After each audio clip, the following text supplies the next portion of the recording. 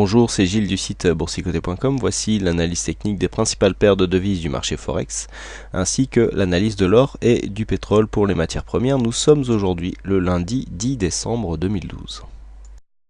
Et nous commençons donc par l'euro-dollar. Donc l'euro-dollar qui, suite à cette phase haussière, matérialisée ici par le support haussier en vert, nous a proposé une cassure en milieu de semaine dernière. Donc la cassure a provoqué une phase de consolidation qui a dans un premier temps temporisé sur la zone des 38,2% de Fibonacci, avant d'aller marquer un point bas ici dans la zone 50-61,8%, ce qui a provoqué un rebond technique. Regardez le rebond ici qui est bien venu chercher la zone de Fibonacci, et donc on est revenu ici temporiser et donc confirmer ce contact par un contact donc sur les 1,2886 qui est donc un support intermédiaire qui était déjà signalé, et donc cette zone des 50%.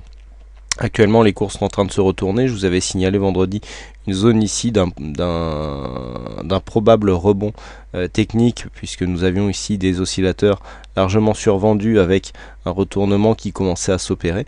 Et bien, ce rebond technique a eu lieu. Alors, il est assez timide pour l'instant. On a du mal à revenir au contact d'un moyenne mobile 20 exponentielle, mais il semblerait que le mouvement soit toujours en place. Donc ici, sur cette phase, le contact clé sera avec la moyenne mobile 20 exponentielle, puisque nous avons potentiellement ici une possibilité de changement de tendance de fond, et donc un rebond ici soit moyenne mobile 20 exponentielle irait dans le sens de ce changement de direction. Nous sommes dans une phase de consolidation au sein d'une tendance de fond haussière sur le court moyen terme ici, donc attention, il n'est pas exclu non plus que les cours remontent et viennent confirmer par une cassure des 1,3127. Donc on attendra ici une possible réaction sur la moyenne mobile 20 exponentielle pour conclure d'un possible retournement, avec donc le prochain objectif qui se situera sur les 1,2836, sachant que nous avons le retracement des 61,8% à 1,2839, donc ici une zone d'objectif en cas d'ici de rebond sous cette moyenne mobile exponentielle et donc de cassure du précédent point bas de tendance.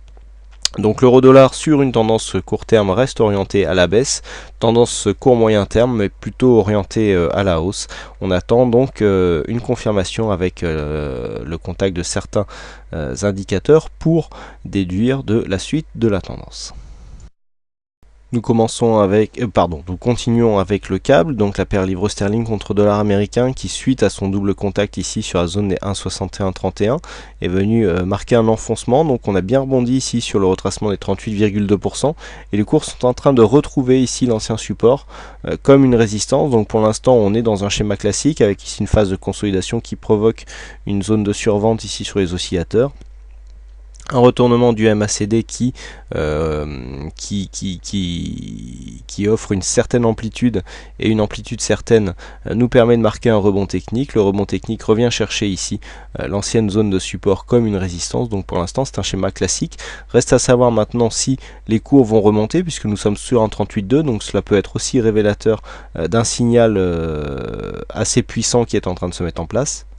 Et donc ce scénario sera confirmé par une cassure des 1,6131, soit nous pouvons revenir chercher ici cet ancien support comme zone de résistance et confirmer la phase de consolidation, et ça, ce scénario sera confirmé en cas de dépassement baissier des 1,60. Donc là pour l'instant, un peu comme sur l'euro-dollar, phase de consolidation, rebond technique, mais qui ne nous donne pas encore assez d'informations pour essayer d'anticiper une possible cassure, soit de cette zone haute ici des 1,6031, soit de cette zone basse des 1,60. Pas de grand changement pour le dollar yen, on est toujours ici dans une évolution moyen terme neutre, puisque nous avons ici une zone de point bas qui se situe environ à 81,70, une oscillation donc qui continue au sein du trend. On a eu ici une petite phase de consolidation sortie par le haut, mais non confirmation ici de cette phase de ce dernier point haut. Les cours sont revenus chercher ici l'ancienne résistance comme un support, et depuis on navigue sans tendance entre 82 82,20 et 82,83. Donc pour l'instant peu de choses à dire, une tendance totalement neutre sur le dollar yen.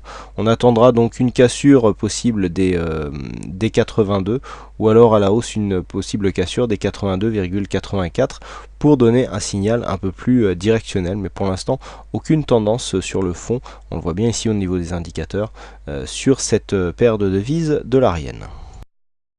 Nous continuons avec l'or, donc l'or qui suite à cette phase de baisse ici, alors nous étions sur une phase où les cours avaient marqué une première phase dynamique ici, retour sur la moyenne mobile 20 exponentielle, et ensuite on avait décalé ici à la baisse. Je vous avais indiqué un début de divergence haussière qui était intervenu, et donc ça n'a pas loupé, on est en train de changer de polarité puisque les cours sont nettement repassés au-dessus de la moyenne mobile 20 exponentielle et tendent maintenant à osciller donc entre cette moyenne mobile et la bande de Bollinger supérieure, ce qui est plus caractéristique des tendances haussières. Donc nous sommes là sur une phase technique qui commence à marquer une certaine dose de surachat. Le RSI n'est pas encore en zone de surachat, mais il a frôlé cette zone, et un MACD qui est en train de se retourner. Alors comme je le dis souvent, attention, nous sommes ici sur une bougie qui n'est pas clôturée, donc nous attendrons la clôture de cette bougie pour confirmer ce signal ou non. Le MACD qui a une amplitude correcte mais sans plus.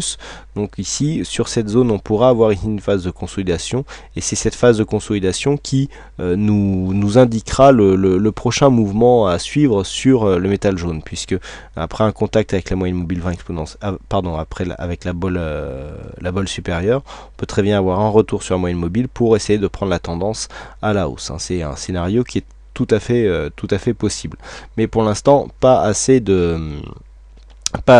d'informations.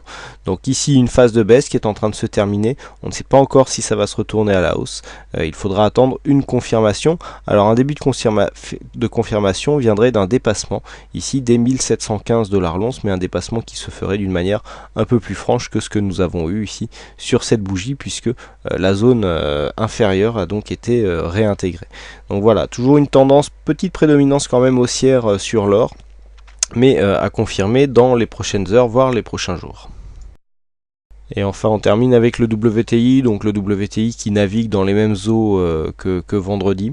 On revient alors, par contre une chose ici qui n'est pas d'Odin, c'est qu'on a marqué ici une phase dynamique avec un gros dépassement de la bande de Bollinger, une phase d'exagération ici, et nous sommes revenus ici sur la moyenne mobile 20 exponentielle qui constitue sur ce point un bon point d'entrée. Vous voyez qu'on commence à attaquer directement avec une bougie rouge, donc en cas de cassure ici des 85,50 voire même des 85,20, eh bien nous aurions dans ce cas-là une continuité de ce mouvement baissier qui a été impulsé par cette phase de baisse ici.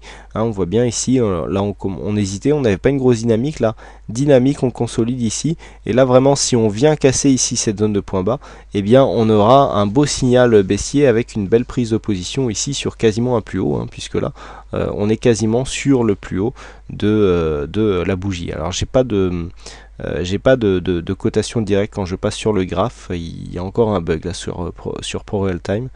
Donc voilà, j'espère qu'avec la version 10 qui est en phase de test, ça ira beaucoup mieux, mais là avec la version 9 des fois je perds des tracés, et puis des fois là je perds mon curseur. Bon, c'est des choses qui arrivent, il faut essayer de s'en accommoder. Donc au niveau du WTI, on a un premier signal ici de sortie de consolidation en cas de dépassement de cette zone des 87, et donc en cas de dépassement ici des 85,50 voire 85,20, eh bien un signal baissier. Vous voyez comment les indicateurs ici sont revenus de leur zone de survente sous l'impulsion ici du MACD. Eh bien nous sortons, les indicateurs sortent la tête de l'eau, et donc nous indique ici une phase de consolidation, même si les cours ici évoluent à l'horizontale.